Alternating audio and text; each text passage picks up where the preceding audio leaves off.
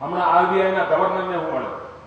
મેં એમને કહ્યું તમારી સરકારને સમજણ પડે કે ભાઈ આ સીધી નાણાકીય વહીવટની બાબત છે, આમાં પોલિટિક્સ ન હોય, તમે કંઈક તો સમજો.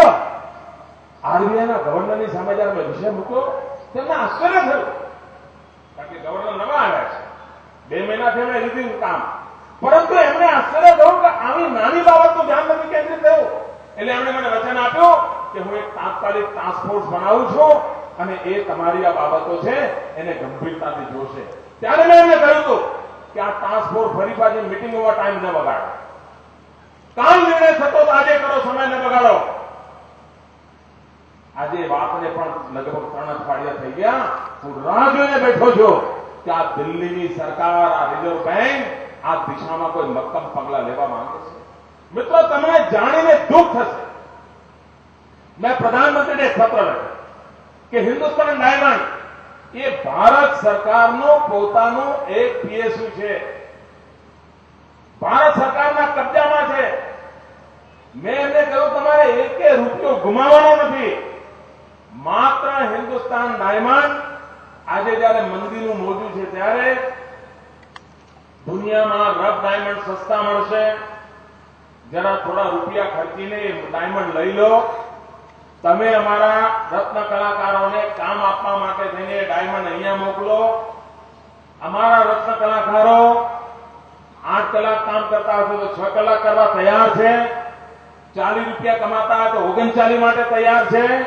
પરંતુ તમે એને કામ આપો અને આ જે ડાયમંડ ઘસીને પોલિશ કરીને તૈયાર થાય એ ભારત સરકાર સાચવે અને જેવી તેજી આવે બજારમાં જઈને વેચે, કરોડો રૂપિયાનો નફો ભારત સરકારને થશે. આવી સીધી વાત મેં એમને સમજાવી હતી, એમના ગળે ન ઉતરી. અને મારે આજે દુઃખ સાથે સુરતના નાગરિકોને કહેવું છે, હમણાં ગયા અઠવાડિયે મારો પત્ર એકદમ મૂકી રાખ્યો હતો.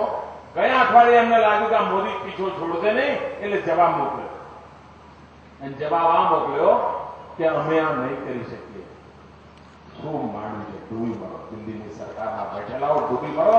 અમારા રત્નકલા નાની વાત તમે નથી કરી શકતા અને તમારા હાથ રહી છે અને તમને ના આવડતો લાવો હિન્દુસ્તાન ડાયમંડ અને રૂપિયા મને આપી દો, હું તમને કરી બતાવું.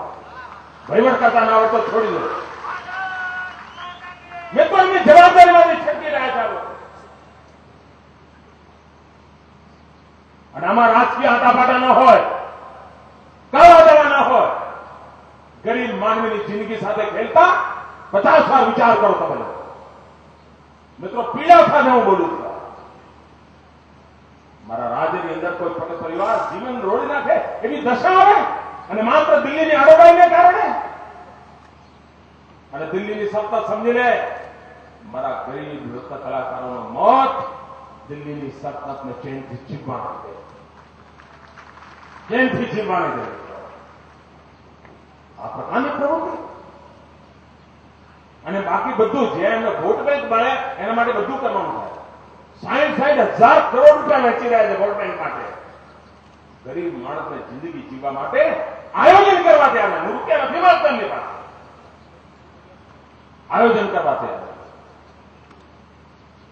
મિત્રો, હમણાં મેં કેનેડા સાથે વાત કરી. કેનેડાની સરકારના એક રાજ્યના વડાને બોલાવ્યા. એમની સાથે ચર્ચા કરી. કેનેડાના એક વિસ્તારમાં નવા ડાયમંડ શોધવાની સંભાવના ઉભી થઈ છે અને ખૂબ ઉપર છે, થોડીક જમીન કાઢો ડાયમંડ મળવાની સંભાવના છે. મેં એમની સાથે કરાર કરતા છે અને હું આ ડાયમંડ ઉદ્યોગ સાથે જોડાયેલું એક મોટું ડેલિગેશન અમારા નાનુભાઈ બધા લોકોને કેનેડા મોકલવાનું છું અને અભ્યાસ કરે અને એમની સાથે ભાગીદારીમાં ડાયમંડ તૈયાર કરાયું થાય. પણ મારે આ દિશામાં આગળ વધવું છે. મેં બીજી પણ વાત કરી કે ઉત્તર ગુજરાત, સૌરાષ્ટ્ર મારા ભાઈઓને જે કામ કરવા આવ્યા છે, મેં તેની બેંકોને કહ્યું છે, મારી બેંક અમરેલી બેંકે શરૂઆત કરી છે કે કોઈ પણ રત્ન કલાકાર પશુપાલન અને દૂધ ઉત્પાદનના ક્ષેત્રમાં જવાનો હશે તો મારી બેંકો એને તરત જ લોન આપશે. એ પશુ લાવે ત્યાં ડેરી અમે ચાલુ કરી છે. એના કુટુંબમાં ક્યારે ભૂખે મરવાનો વારો નહીં.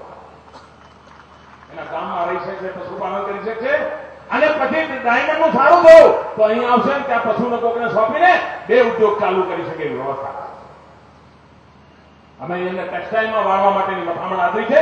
એમાં થોડી ઘણી સફળતા પણ મળી છે. એની ટ્રેનિંગ કરવાનું કામ ચાલુ. અને મિત્રો, મારો પહેલો મત છે કે સારા દિવસોમાં કમાણા હોઈએ નબળા દિવસોમાં જેમના પસીનાથી કમાણા છે એમને છોડી દેનારા લોકો પણ કોઈ સુખી નથી થતા. સમાજ આવી રીતે ન જીવી શકે ને. અને આફત આવે ત્યારે સમાજે ઉપાડવાની હોય છે. કોઈ એક કુટુંબ પર આફત મૂકી ન દેવા. અને તેથી ભાઈઓ બહેનો, આજે સુરતની ધરતી પર આવ્યો છું ત્યારે મારા મનની હૈયાવાળા અને દિલ્હી સરકાર જોડે મેં રોજ માથા કૂટ્યા છે. મેં એમપીઓને મોકલ્યા, એમએલએને મોકલ્યા, આગેવાનોને મોકલ્યા, ડાયમંડ વાળાને મોકલ્યા. પરંતુ એક પ્રકારનું છે મિત્રો, સમાજ જીવન આવી રીતે ક્યારે છે? સંકટ આવે પણ સંકટનો સામનો સાથે મળીને કરવો. રાજકીય ખેલ ન ખેલવા. અને પ્રણવ મુખર્જી જે કહ્યું છે એને ગંભીરતાથી લેવાની જરૂરિયાત છે. હું કહું છું આ જ વાત બીજું કોઈ બોલે ગુનેગાર, અને એ જ વાત પ્રણવ મુખર્જી બોલે તો જાણે સોનાના ફૂલ વરસાવે છે. એટલી બધી વિકૃતિ. ભાઈઓ બહેનો, મારે ગુજરાતના વિકાસની નવી ઊંચાઈઓ પર, ગુજરાતને પ્રગતિની રાહ પર આગળ ધપાવવું છે. મિત્રો, ટીમ સુરત એક સપનું થયું છે. સુરતને ગ્લોબલ સિટી બનાવવા. મારી આ ટીમ સુરતના જે નવી યોજના હું સૂચવવા માંગુ છું અને હું ઈચ્છું કે આ ટીમ સુરતના મિત્રો મારા એ કામને કરી બતાવે. મિત્રો, સુરતની ચર્ચા એના સિલ્ક સિટીને કારણે, એના ડાયમંડને કારણે, એના વિકાસની જે ઝડપ છે એના કારણે દુનિયામાં ડેવલપમેન્ટને સમજનારા લોકો બધા ટૂંક તરફ નજર રાખતા. આ સ્થિતિમાં સમગ્ર વિશ્વને પહોંચી વળવા માટે, દુનિયાના આથી દરવાજે ડંકાની ચોટ પર ઉભા રહેવા માટે હું ઈચ્છું કે હવે સુરત કોર્પોરેશન તાકીદે એક ન્યૂઝપેપર ચાલુ કરે. ઇન્ટરનેટ પર આખું રોજે રોજનું એનું છાપું છપાય. એમાં વિડીયો ક્લિપિંગ પણ હોય, એમાં સમાચારો પણ હોય, સુરતની ગતિવિધિના હોય, સુરતના સમાજ જીવનના હોય, સુરતની કોર્પોરેશનના વહીવટના હોય. હું વિશ્વાસથી કહું છું મિત્રો, દુનિયા આંખમાં ફેલાવો મારો સુરતી ભાઈ જરૂર એ આખું રોજે રોજ વાંચે. આ ન્યૂઝપેપર અને અંગ્રેજી, ગુજરાતી, હિન્દી ત્રણેય ભાષામાં કરવું જોઈએ. શરૂઆત કદાચ સાપ્તાહિક છાપા સાથે કરીએ, પરંતુ ધીરે ધીરે દૈનિક છાપું બને. અને સુરત કોર્પોરેશન ક્ષમતા ધરાવે છે. અહીંની યુનિવર્સિટીમાં પત્રકારિતાનો કોર્સ હોય તેની સાથે બેસીને કરી શકાય. પરંતુ એક નવતર પ્રયોગ, એક ગ્લોબલ સિટીનો ગ્લોબલ માર્કેટિંગ પણ થવું જોઈએ. અને મને વિશ્વાસ છે કે દિશામાં કરશે. મિત્રો, ઈ ગવર્નન્સના ક્ષેત્રમાં ગુજરાતે મોટી પ્રગતિ કરી છે. ગઈકાલે બ્રોડબેન્ડ કનેક્ટિવિટીનો લાભ લઈને ગુજરાતના 5મા ધોરણના 8 લાખ બાળકોને, 5મા ધોરણના 8 લાખ બાળકોને જે વિજ્ઞાનના ઉત્તમ શિક્ષકો છે એમના દ્વારા કાલે એક પાઠ ભણાવવાનો કાર્યક્રમ કર્યો.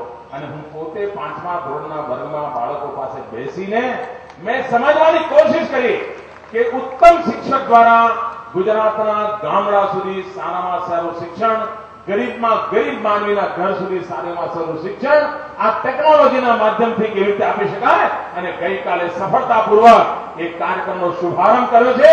અને આવનારા દિવસોમાં નિરંતર ઉત્તમ કોટીનું શિક્ષણ જે સારામાં સારા શિક્ષક દ્વારા સારામાં સારી શાળામાં સુખીમાં સુખી બાળકોને જે મળે છે તે ગામડામાં ગરીબ માનવીને મળે, એના માટેનું આયોજન આ રાજ્ય સરકારે કર્યું છે.